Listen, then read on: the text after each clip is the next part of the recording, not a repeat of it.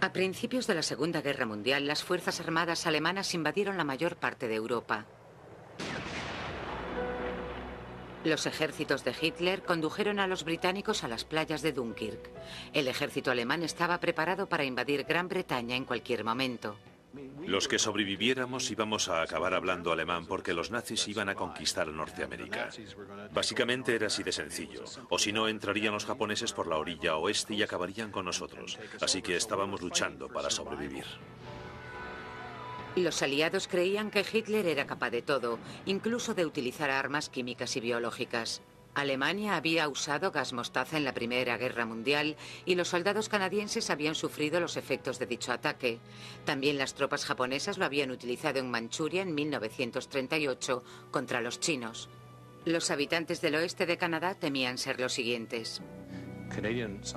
Los científicos canadienses, en particular el señor Frederick Banting, nuestro único premio Nobel en aquella época, estaban convencidos de que los alemanes harían uso de este tipo de armas y de que las utilizarían para obtener una ventaja militar, basándose en su falta de escrúpulos y ética.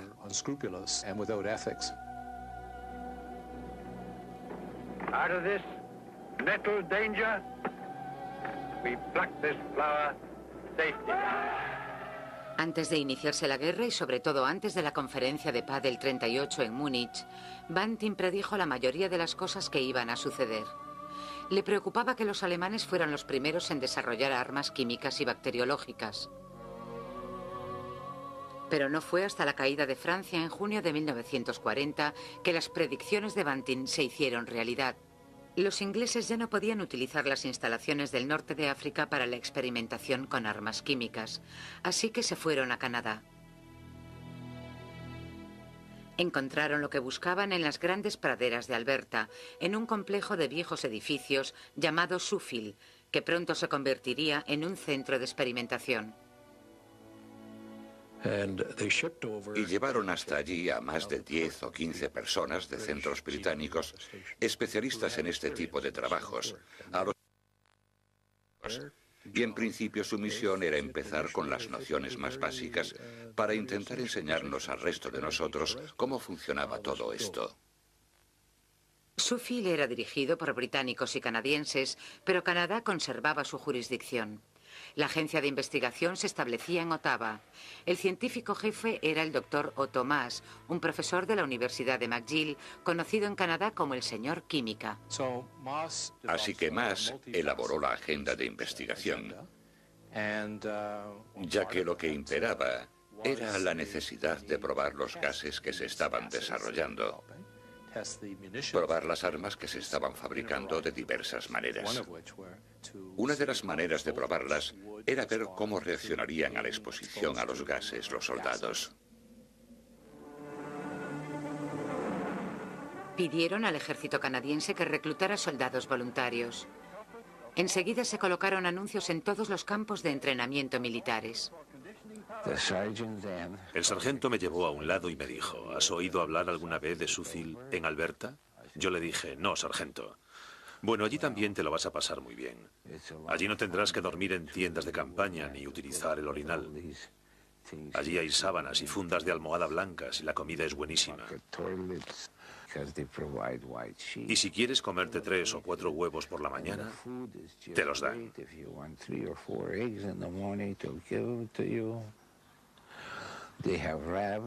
Allí tienen conejillos de indias y cabras, y será solo un mes o así. Necesitamos que vayan voluntarios. ¿Y qué niño de 18 años no se lanzaría a una oportunidad como esa? Sobre todo cuando el sargento te dice, ah, por cierto, te pagarán $1 extra al día. Harvey Friesen mintió sobre su edad para entrar en el ejército a los 16 años. Se enteraron al terminar su curso básico, así que a los 18 volvió a ingresar. Estábamos terminando nuestro curso avanzado cuando colocaron un anuncio en el tablón pidiendo voluntarios para ir a Suffield, en Alberta. Ray Irving también era menor de edad, pero con el permiso de sus padres le dejaron quedarse en el ejército.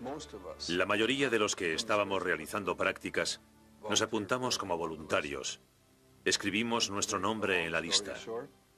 En resumidas cuentas, prácticamente todos los soldados en prácticas vinieron conmigo. Sam Gordon era un chico de granja de Brookfield que realizaba su instrucción militar en Ontario cuando le pidieron que se ofreciese como voluntario en una misión especial. El único incentivo que nos dieron fue más dinero, mejores comidas, que según nos dijeron serían servidas en manteles blancos, y un permiso.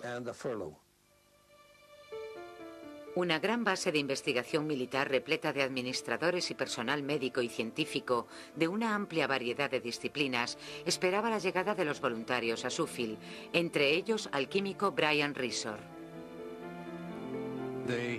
Me propusieron formar parte del personal de Suffield y me dijeron que se trataba de investigaciones de guerra, por lo tanto todo era muy secreto. Me convencieron diciéndome que este era el trabajo perfecto para mí porque acababa de licenciarme en química. Así que con apenas 20 años cogí el autobús y me fui a Suffield. Me dijeron que tenía que firmar un documento que me obligaba a acatar la ley sobre secretos oficiales. Lo firmé y me llevaron al laboratorio de química. En 1941, el Centro de Experimentación de Suffield estaba listo para empezar a trabajar con todo su personal y voluntarios, hombres jóvenes e inmaduros, cuya odisea estaba a punto de comenzar.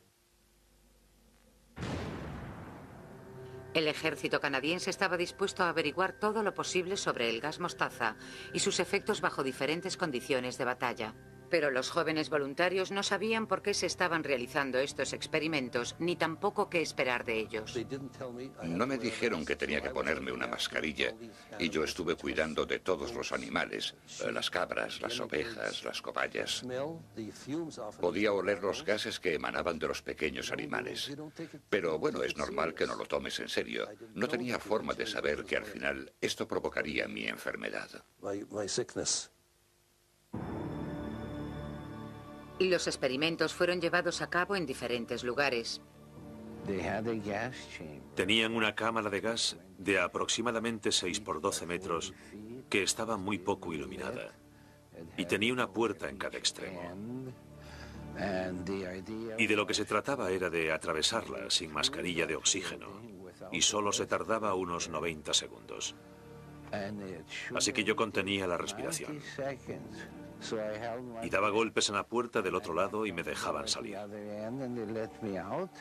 Corría a los brazos del señor Davis y él me llamaba criatura colonial. Me decía que había hecho trampas, que tenía que hacer como todos los demás, que se suponía que tenía que respirar el gas y que como no lo había hecho me castigarían y tendría que volver a pasar al día siguiente.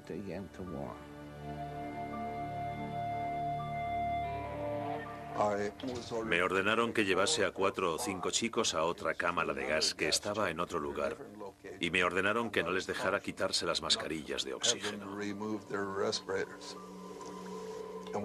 Y nos quedamos en esa cámara, con nuestras máscaras de oxígeno puestas, unos 45 minutos. Hacía muchísimo calor allí dentro.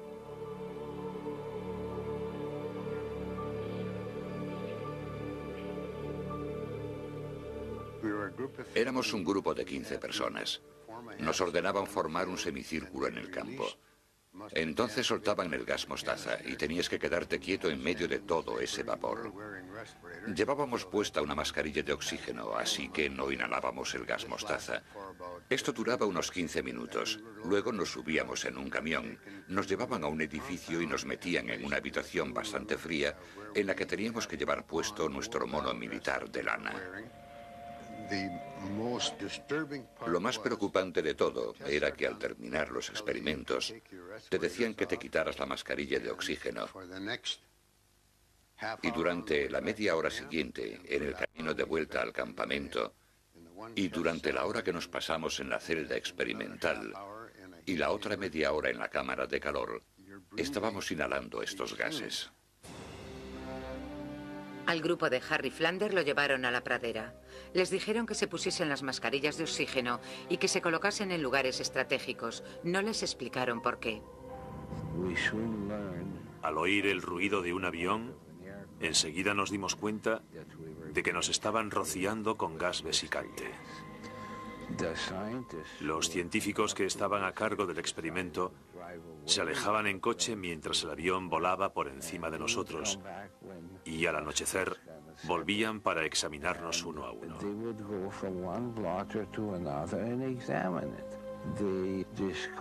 Vieron que yo tenía 7 granos, 3 de ellos en el omóplato, en la espalda. El ejército aseguró a los voluntarios que probablemente no se produciría ningún daño personal como consecuencia de los experimentos. Pero en la mayoría de los casos, provocaron en los soldados todo tipo de síntomas y heridas, tanto leves como graves. Por la noche a todos nos empezó a doler mucho el cuerpo y nos salieron grandes ampollas que supuraban agua. Teníamos el cuero cabelludo, las axilas, la ingle y todas nuestras partes íntimas llenas de quemaduras. A la mañana siguiente nos llevaron al hospital de la base, donde estuvimos 5 días ingresados. Pensar que tras haber sido expuesto a gas mostaza o a cualquier otro tipo de gas no exista posibilidad de sufrir un daño físico es algo totalmente absurdo.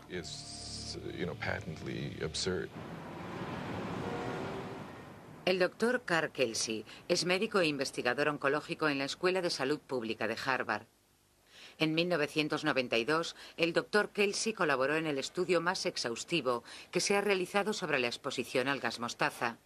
Durante la Segunda Guerra Mundial, el gobierno estadounidense también llevó a cabo experimentos muy parecidos a los de Suffield.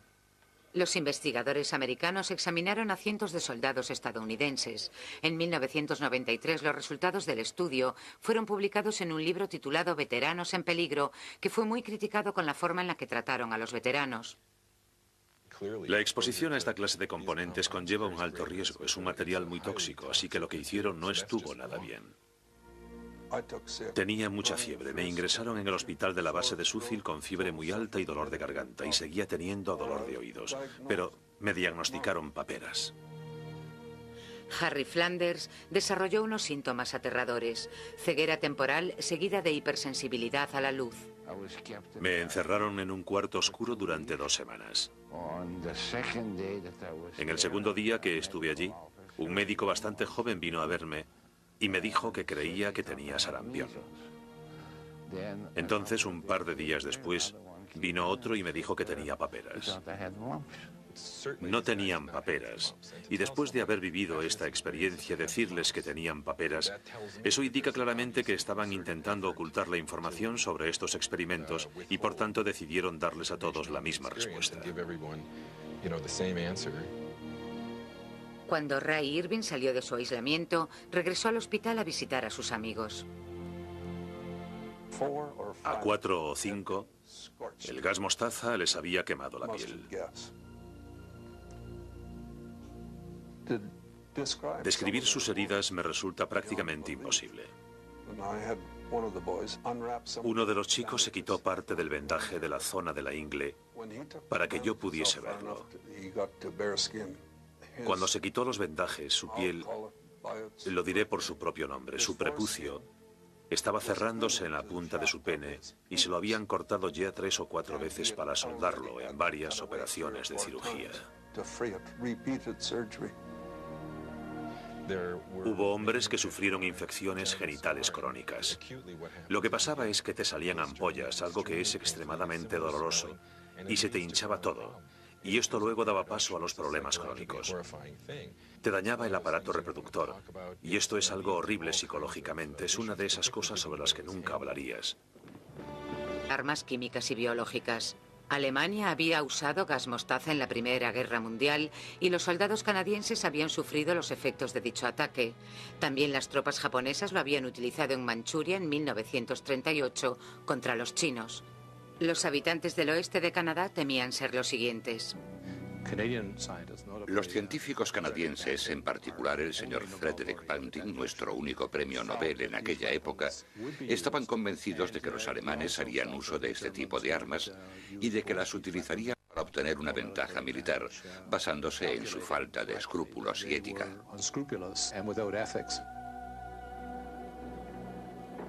Out of this nettle danger, we pluck this flower safely.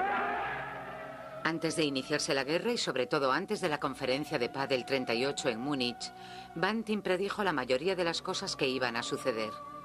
Le preocupaba que los alemanes fueran los primeros en desarrollar armas químicas y bacteriológicas. Pero no fue hasta la caída de Francia en junio de 1940 que las predicciones de Banting se hicieron realidad. Los ingleses ya no podían utilizar las instalaciones del norte de África para la experimentación con armas químicas, así que se fueron a Canadá.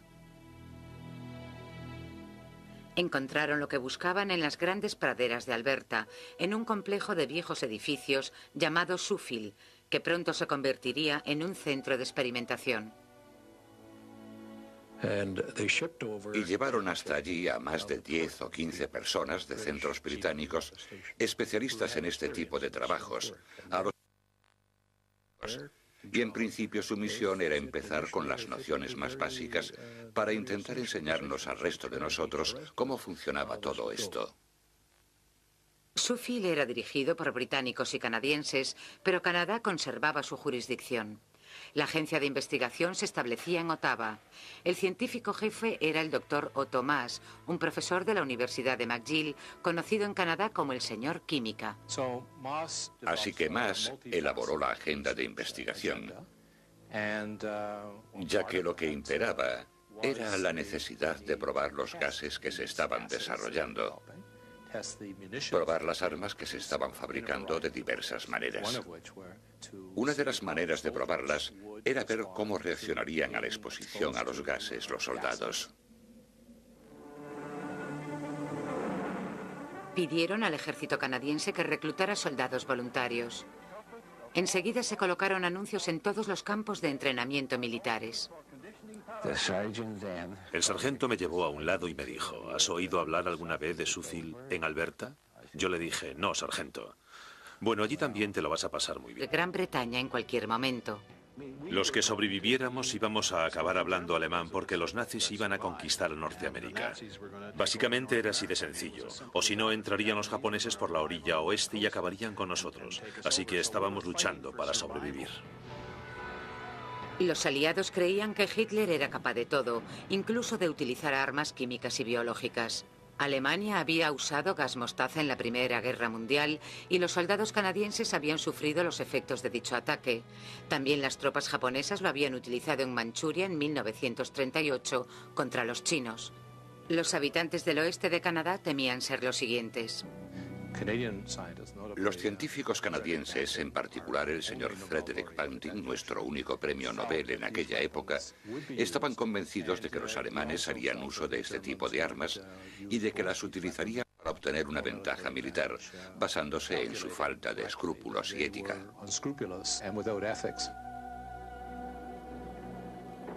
Out of this nettle danger, we pluck this flower safely. Antes de iniciarse la guerra y sobre todo antes de la conferencia de paz del 38 en Múnich, Banting predijo la mayoría de las cosas que iban a suceder. Le preocupaba que los alemanes fueran los primeros en desarrollar armas químicas y bacteriológicas. Pero no fue hasta la caída de Francia en junio de 1940 que las predicciones de Banting se hicieron realidad. Los ingleses ya no podían utilizar las instalaciones del norte de África para la experimentación con armas químicas, así que se fueron a Canadá. Encontraron lo que buscaban en las grandes praderas de Alberta, en un complejo de viejos edificios llamado Suffield, que pronto se convertiría en un centro de experimentación. Y llevaron hasta allí a más de 10 o 15 personas de centros británicos, especialistas en este tipo de trabajos, y en principio su misión era empezar con las nociones más básicas para intentar enseñarnos al resto de nosotros cómo funcionaba todo esto. Suffield era dirigido por británicos y canadienses, pero Canadá conservaba su jurisdicción. La agencia de investigación se establecía en Ottawa. El científico jefe era el Dr. Otto Maas, un profesor de la Universidad de McGill, conocido en Canadá como el señor Química. Así que Maas elaboró la agenda de investigación, ya que lo que imperaba era la necesidad de probar los gases que se estaban desarrollando, probar las armas que se estaban fabricando de diversas maneras. Una de las maneras de probarlas era ver cómo reaccionarían a la exposición a los gases los soldados. Pero bueno, es normal que no lo tomes en serio. No tenía forma de saber que al final esto provocaría mi enfermedad. Los experimentos fueron llevados a cabo en diferentes lugares. Tenían una cámara de gas de aproximadamente 6 por 12 metros que estaba muy poco iluminada y tenía una puerta en cada extremo. Y de lo que se trataba era de atravesarla sin mascarilla de oxígeno y solo se tardaba unos 90 segundos. Así que yo contenía la respiración y daba golpes en la puerta del otro lado y me dejaban salir. Corría a los brazos del señor Davis y él me llamaba criatura colonial. Me decía que había hecho trampas, que tenía que hacer como todos los demás, que se suponía que tenía que respirar el gas y que como no lo había hecho me castigarían y tendría que volver a pasar al día siguiente.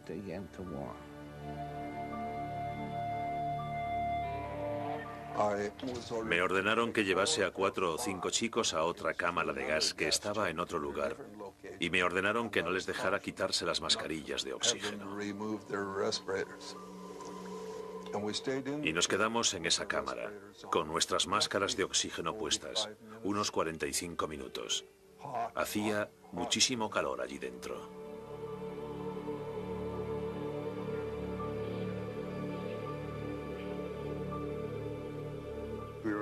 Éramos un grupo de 15 personas. Nos ordenaban formar un semicírculo en el campo. Entonces soltaban el gas mostaza y tenías que quedarte quieto en medio de todo ese vapor. Llevábamos puesta una mascarilla de oxígeno, así que no inhalábamos el gas mostaza. Esto duraba unos 15 minutos. Luego nos subíamos en un camión, nos llevaban a un edificio y nos metían en una habitación bastante fría en la que teníamos que llevar puesto nuestro mono militar de lana. Lo más preocupante de todo era que al terminar los experimentos te decían que te quitaras la mascarilla de oxígeno y durante la media hora siguiente en el camino de vuelta al campamento y durante la hora que nos pasamos en la celda experimental y la otra media hora en la cámara de calor estábamos inhalando estos gases. Al grupo de Harry Flander lo llevaron a la pradera. Les dijeron que se pusiesen las mascarillas de oxígeno y que se colocasen en lugares estratégicos. No les explicaron por qué. Al oír el ruido de un avión, enseguida nos dimos cuenta de que nos estaban rociando con gas vesicante. Los científicos que estaban a cargo del experimento tenían la respiración y daba golpes en la puerta del otro lado y me dejaban salir. Corría a los brazos del señor Davis y él me llamaba criatura colonial. Me decía que había hecho trampas, que tenía que hacer como todos los demás, que se suponía que tenía que respirar el gas y que como no lo había hecho me castigarían y tendría que volver a pasar al día siguiente.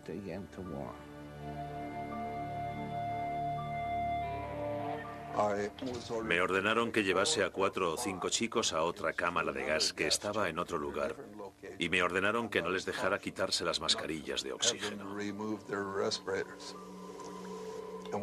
Y nos quedamos en esa cámara, con nuestras máscaras de oxígeno puestas, unos 45 minutos. Hacía muchísimo calor allí dentro.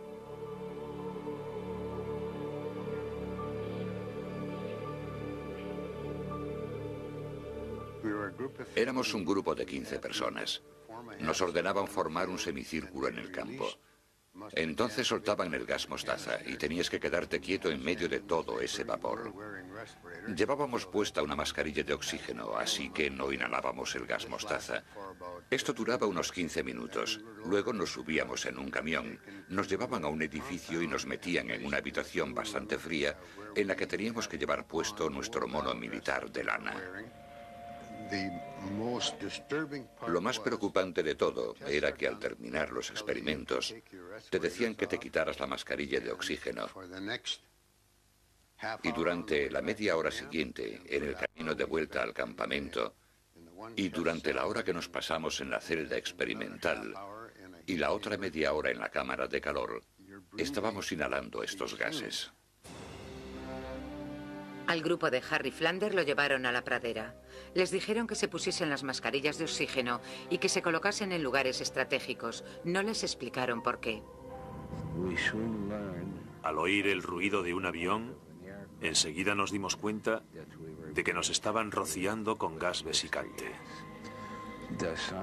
Los científicos que estaban a cargo del experimento se alejaban en coche mientras el avión volaba por encima de nosotros y al anochecer volvían para examinarnos uno a uno.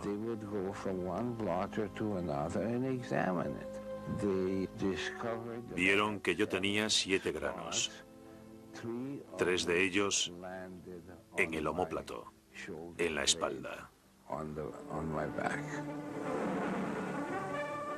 El ejército aseguró a los voluntarios que probablemente no se produciría ningún daño personal como consecuencia de los experimentos. Pero en la mayoría de los casos... Era de atravesarla sin mascarilla de oxígeno y solo se tardaba unos 90 segundos. Así que yo contenía la respiración y daba golpes en la puerta del otro lado y me dejaban salir. Corría a los brazos del señor Davis y él me llamaba criatura colonial. Me decía que había hecho trampas, que tenía que hacer como todos los demás, que se suponía que tenía que respirar el gas y que como no lo había hecho me castigarían y tendría que volver a pasar al día siguiente.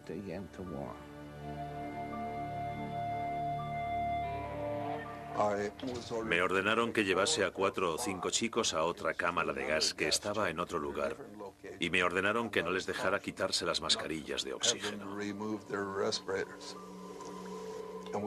Y nos quedamos en esa cámara, con nuestras máscaras de oxígeno puestas, unos 45 minutos. Hacía muchísimo calor allí dentro.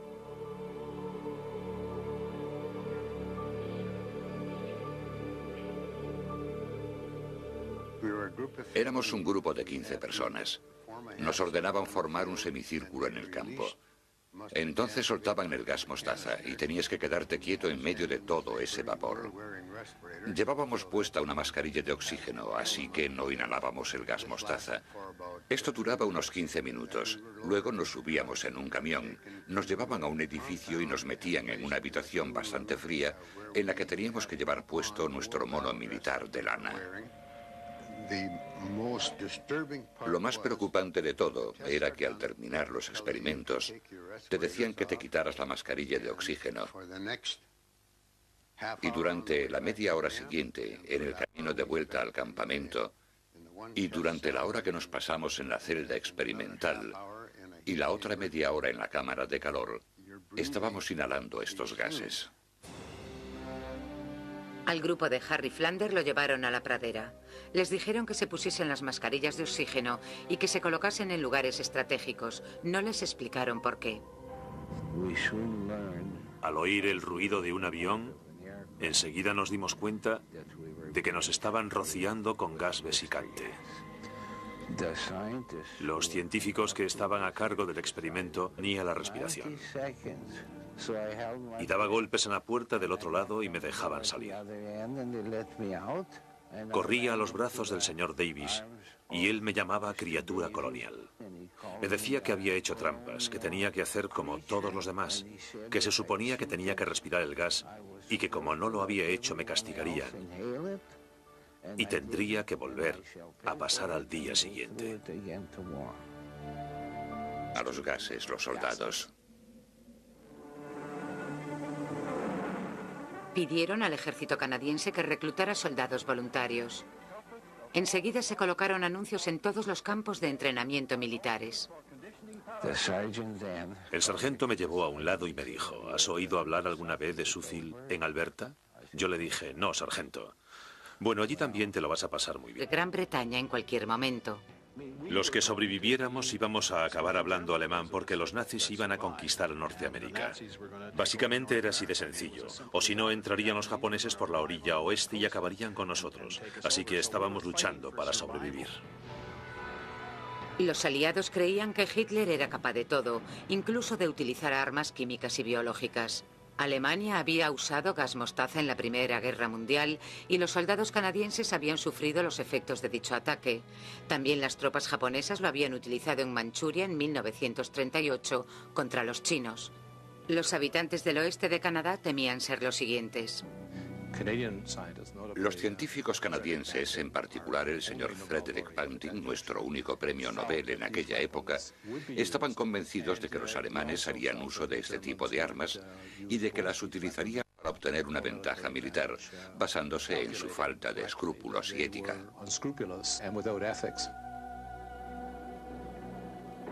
Out of this nettle danger, we pluck this flower safety.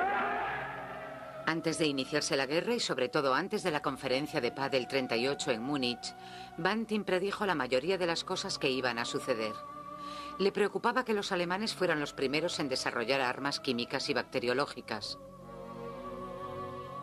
Pero no fue hasta la caída de Francia en junio de 1940 que las predicciones de Banting se hicieron realidad.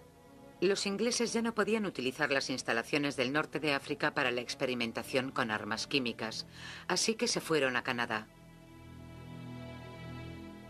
Encontraron lo que buscaban en las grandes praderas de Alberta, en un complejo de viejos edificios llamado Suffield, que pronto se convertiría en un centro de experimentación. Y llevaron hasta allí a más de 10 o 15 personas de centros británicos, especialistas en este tipo de trabajos, y en principio su misión era empezar con las nociones más básicas para intentar enseñarnos al resto de nosotros cómo funcionaba todo esto. Suffield era dirigido por británicos y canadienses, pero Canadá conservaba su jurisdicción. La agencia de investigación se establecía en Ottawa. El científico jefe era el doctor Otto Maas, un profesor de la Universidad de McGill, conocido en Canadá como el señor Química, con armas químicas. Así que se fueron a Canadá. Encontraron lo que buscaban en las grandes praderas de Alberta, en un complejo de viejos edificios llamado Suffield, que pronto se convertiría en un centro de experimentación. Y llevaron hasta allí a más de 10 o 15 personas de centros británicos, especialistas en este tipo de trabajos, y en principio su misión era empezar con las nociones más básicas para intentar enseñarnos al resto de nosotros cómo funcionaba todo esto. Suffield era dirigido por británicos y canadienses, pero Canadá conservaba su jurisdicción. La agencia de investigación se establecía en Ottawa. El científico jefe era el doctor Otto Maas, un profesor de la Universidad de McGill, conocido en Canadá como el señor Química. Así que Maas elaboró la agenda de investigación, ya que lo que imperaba era la necesidad de probar los gases que se estaban desarrollando, probar las armas que se estaban fabricando de diversas maneras. Una de las maneras de probarlas era ver cómo reaccionarían a la exposición a los gases los soldados. Pero bueno, es normal que no lo tomes en serio. No tenía forma de saber que al final esto provocaría mi enfermedad. Los experimentos fueron llevados a cabo en diferentes lugares. Tenían una cámara de gas de aproximadamente 6 por 12 metros que estaba muy poco iluminada y tenía una puerta en cada extremo. Y de lo que se trataba era de atravesarla sin mascarilla de oxígeno y solo se tardaba unos 90 segundos. Así que yo contenía la respiración y daba golpes en la puerta del otro lado y me dejaban salir. Corría a los brazos del señor Davis y él me llamaba criatura colonial. Me decía que había hecho trampas, que tenía que hacer como todos los demás, que se suponía que tenía que respirar el gas y que como no lo había hecho me castigarían y tendría que volver a pasar al día siguiente.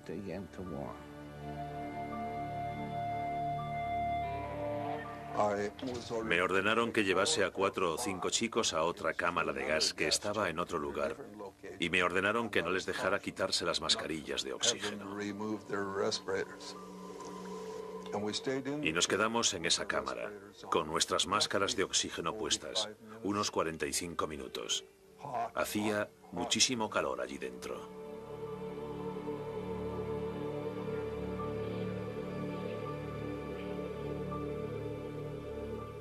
Alemania había usado gas mostaza en la Primera Guerra Mundial y los soldados canadienses habían sufrido los efectos de dicho ataque. También las tropas japonesas lo habían utilizado en Manchuria en 1938 contra los chinos. Los habitantes del oeste de Canadá temían ser los siguientes. Los científicos canadienses, en particular el señor Frederick Banting, nuestro único premio Nobel en aquella época, estaban convencidos de que los alemanes harían uso de este tipo de armas y de que las utilizarían para obtener una ventaja militar, basándose en su falta de escrúpulos y ética.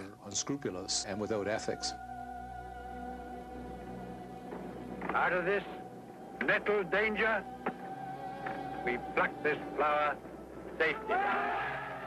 Antes de iniciarse la guerra y sobre todo antes de la conferencia de paz del 38 en Múnich, Banting predijo la mayoría de las cosas que iban a suceder. Le preocupaba que los alemanes fueran los primeros en desarrollar armas químicas y bacteriológicas. Pero no fue hasta la caída de Francia en junio de 1940 que las predicciones de Banting se hicieron realidad. Los ingleses ya no podían utilizar las instalaciones del norte de África para la experimentación con armas químicas, así que se fueron a Canadá. Encontraron lo que buscaban en las grandes praderas de Alberta, en un complejo de viejos edificios llamado Suffield, que pronto se convertiría en un centro de experimentación. Y llevaron hasta allí a más de 10 o 15 personas de centros británicos, especialistas en este tipo de trabajos, y en principio su misión era empezar con las nociones más básicas para intentar enseñarnos al resto de nosotros cómo funcionaba todo esto. Suffield era dirigido por británicos y canadienses, pero Canadá conservaba su jurisdicción. La agencia de investigación se establecía en Ottawa. El científico jefe era el doctor Otto Maas, un profesor de la Universidad de McGill, conocido en Canadá como el señor Química. Así que Maas elaboró la agenda de investigación, ya que lo que imperaba era la necesidad de probar los gases que se estaban desarrollando, probar las armas que se estaban fabricando de diversas maneras. Una de las maneras de probarlas era ver cómo reaccionarían a la exposición a los gases los soldados. Pidieron al ejército canadiense que reclutara soldados voluntarios. Enseguida se colocaron anuncios en todos los campos de entrenamiento militares. El sargento me llevó a un lado y me dijo, ¿has oído hablar alguna vez de Suffield en Alberta? Yo le dije, no, sargento. Bueno, allí también te lo vas a pasar muy bien. Allí no tendrás que dormir en conejillos de indias y cabras. Y será solo un mes o así. Necesitamos que vayan voluntarios. ¿Y qué niño de 18 años no se lanzaría a una oportunidad como esa? Sobre todo cuando el sargento te dice, ah, por cierto, te pagarán $1 extra al día. Harvey Friesen mintió sobre su edad para entrar en el ejército a los 16 años. Se enteraron al terminar su curso básico, así que a los 18 volvió a ingresar. Estábamos terminando nuestro curso avanzado cuando colocaron un anuncio en el tablón pidiendo voluntarios para ir a Suffield, en Alberta. Ray Irving también era menor de edad, pero con el permiso de sus padres le dejaron quedarse en el ejército. La mayoría de los que estábamos realizando prácticas nos apuntamos como voluntarios. Escribimos nuestro nombre en la lista. En resumidas cuentas, prácticamente todos los soldados en prácticas vinieron conmigo. Sam Gordon era un chico de granja de Brookfield que realizaba su instrucción militar en Ontario cuando le pidieron que se ofreciese como voluntario en una misión especial. El único incentivo que nos dieron fue más dinero, mejores comidas, que según nos dijeron serían servidas en manteles blancos, y un permiso. Una gran base de investigación militar repleta de administradores y personal médico y científico de una amplia variedad de disciplinas esperaba la llegada de los voluntarios a Suffield, entre ellos al químico Brian Risor. Me propusieron formar parte del personal de Suffield y me dijeron que se trataba de investigaciones de guerra, por lo tanto todo era muy secreto. Me convencieron diciéndome que este era el trabajo perfecto para mí porque acababa de licenciarme en química. Así que con apenas 20 años cogí el autobús y me fui a Suffield. Me dijeron que tenía que firmar un documento que me obligaba a acatar la ley sobre secretos oficiales. Lo firmé y me llevaron al laboratorio de química. En 1941, el Centro de Experimentación de Suffield estaba listo para empezar a trabajar con todo su personal y voluntarios, hombres jóvenes e inmaduros, cuya odisea estaba a punto de comenzar. El ejército canadiense estaba dispuesto a averiguar todo lo posible sobre el gas mostaza y sus efectos bajo diferentes condiciones de batalla. Pero los jóvenes voluntarios no sabían por qué se estaban realizando estos experimentos, ni tampoco qué esperar de ellos. No me dijeron que tenía que ponerme una mascarilla, y yo estuve cuidando de todos los animales, las cabras, las ovejas, las cobayas. Podía oler los gases que emanaban de los pequeños. ¿Has oído hablar alguna vez de Suffield en Alberta? Yo le dije, no, sargento. Bueno, allí también te lo vas a pasar muy bien. Allí no tendrás que dormir en tiendas de campaña ni utilizar el orinal. Allí hay sábanas y fundas de almohada blancas y la comida es buenísima. Y si quieres comerte 3 o 4 huevos por la mañana, te los dan.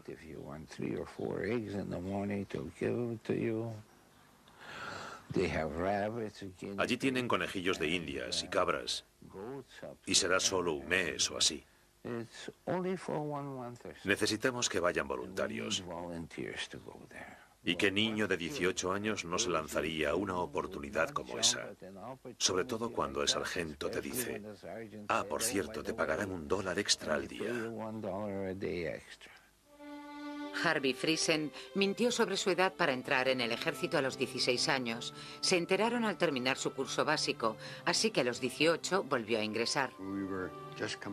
Estábamos terminando nuestro curso avanzado cuando colocaron un anuncio en el tablón pidiendo voluntarios para ir a Suffield, en Alberta. Ray Irving también era menor de edad, pero con el permiso de sus padres le dejaron quedarse en el ejército. La mayoría de los que estábamos realizando prácticas nos apuntamos como voluntarios. Escribimos nuestro nombre en la lista.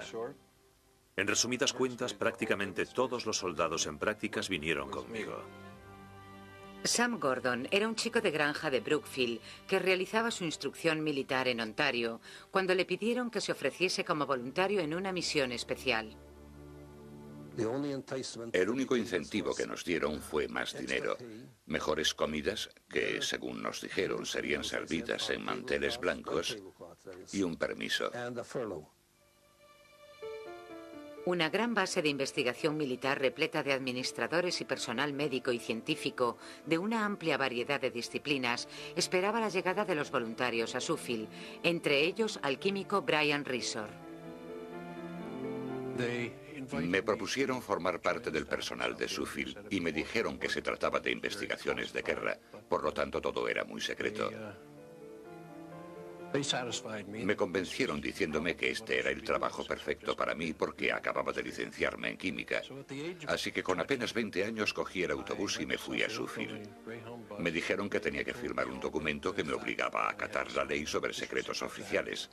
Lo firmé y me llevaron al laboratorio de química.